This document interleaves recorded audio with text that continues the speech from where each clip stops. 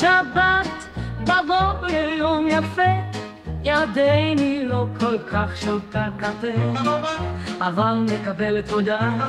באותו הזמן היא כמובן לא ידעה, 3 ימים לקח לה בינינו, ותאמינו או לא, אבל כך ממש מתחיל סיפורנו.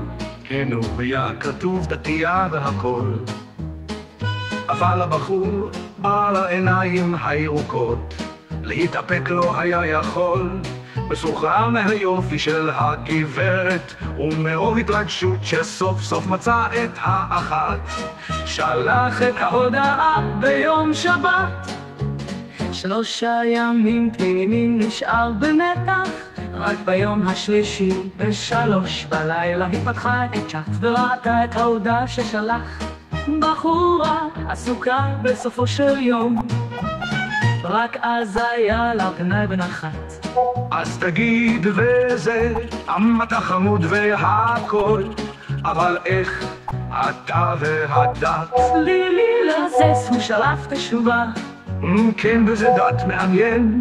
אני עושה יוגה כל שבת לתשובה, כזו היא לא ציפתה, עיניים כאלו בחיים היא לא ראתה.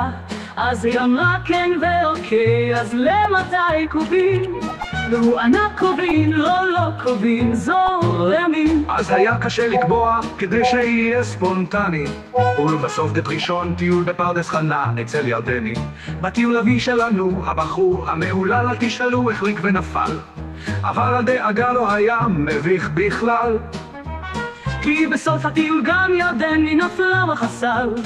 ומאז קרה עוד המון טיולים, נסיעות, בישולים, פרדס חנה וחקירות אחרי אמת ואלוהים.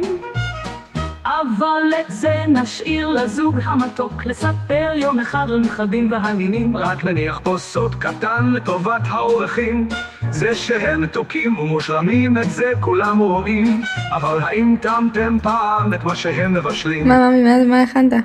מה זה, זו הסרדה? איזה הסרדה? למה לא? תמונה. זה תמונה. וזה לא אני הכנתי, זה אנחנו. זה מזרח תיכון חדש. אז כך התחיל לו הסיפור מהאגדות של חתונת השנה, הסוף צפוי והרשות נתונה. הם התחתנו וחיו באושר ואושר עד 120 פלוס מע"מ, המון ילדים, מלא נכדים ומלן אלפים נינים.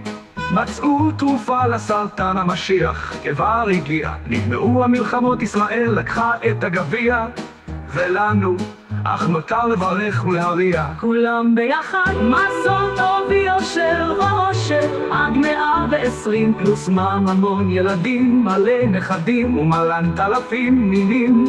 מצאו תרופה לסרטן, המשיח כבר הגיע, נגמרו המלחמות, ישראל לקחה את הגביע, ולנו אך נותר לברך ולהריע.